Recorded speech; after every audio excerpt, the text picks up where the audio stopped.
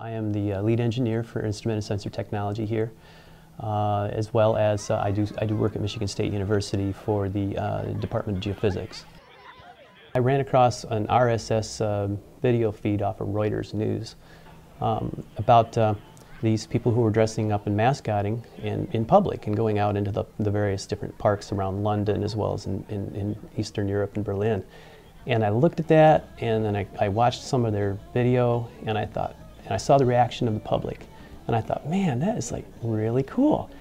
And so, you know, the more I researched it, I thought, man, there's like nobody ever does that around here. What would it be like? What would it be like? And so that kind of played on my mind for quite a while, and then I ended up sketching up a design from my own costume. And you know, I did the artwork, and I'm not really much of a drawer, but the drawing turned out really well.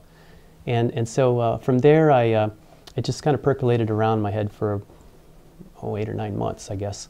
And I kind of researched it a bit online. And then finally I ran across a builder who makes these costumes out in Sacramento.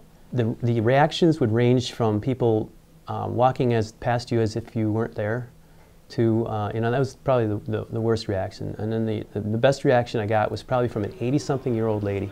She was in a walker. And I was walking around through Kroger on the inside of the store, going around through the aisles and things, just clowning around, you know. I'd go up to the meat counter and I'd pretend like I was in love with the meat and clown around, and people really dug that a lot. But I came around this one corner, and there was this lady with a walker, and she froze, you know. And I looked at her, and I stopped, and she froze, and her eyes got really big, and she had a German accent, you know. And she goes, "Oh mein Gott!" And I didn't know what to do. And then she says, "You are so beautiful. I want to hug you." And so I went over there, and she hugged the costume, and she was opening the ears, and she was looking at it, and she was checking out all the various seams and things, and she was just fantastic. She was just enamored by it. And then she wanted to have me meet her son, you know, later on.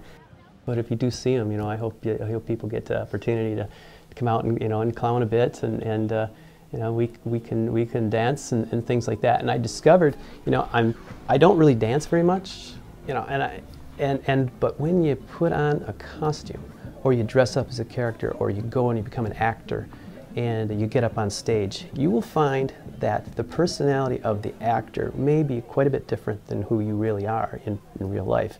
And I found the same thing with Tycho. I got to watch some of the video from the Celebrate Downtown Okemos event, and I watched that person dancing, and I thought, that is Tycho. That's not me. That's somebody else. And it was really kind of neat to see that that you could become a character or an actor and convincingly kind of slip out of maybe your main life for just a few minutes, and enjoy yourself, and then come back and have people also enjoy that performance.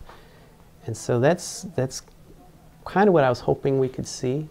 And as we discover Tycho and start taking them out in the community, you know, I'm hoping that's what we find, and that people enjoy it, and they get to bring home some summer memories that they get to keep their whole lives.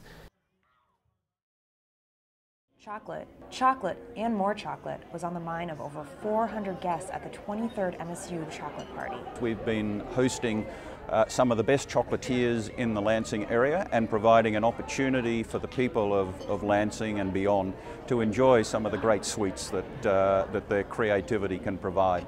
The event is an important one for the MSU Museum because it benefits our collection, and our collections, which number nearly 1 million objects, spanning natural science, history, anthropology, through to folk and decorative arts, all benefit from the proceeds of this benefit.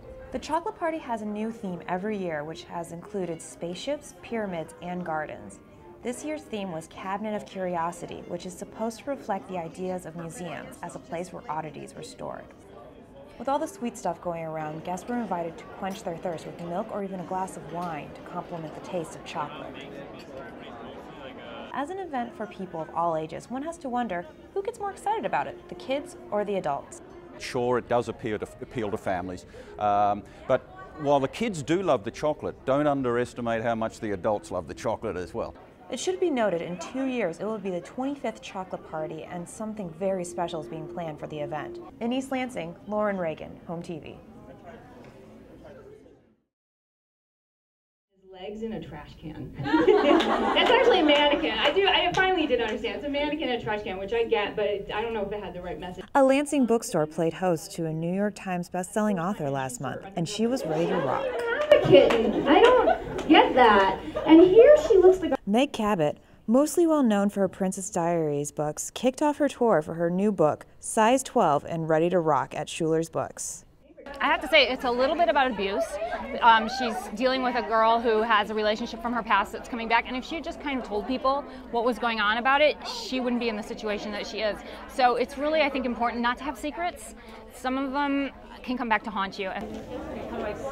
After talking to her for a bit, I wanted to know how she portrayed humor onto paper so well.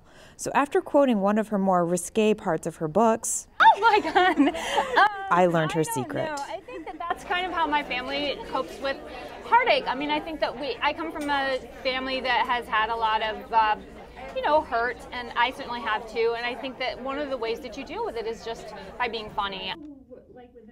She was there answering questions, talking about her books, and just spreading humor amongst her fans, and even left them with a message about writing their own story.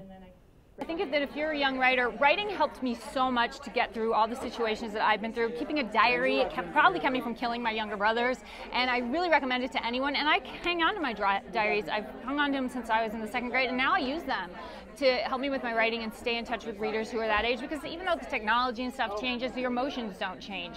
And I think it's something that you just need to, if you love to do it, stick with it. In Lansing, Lauren Ragan, Home TV.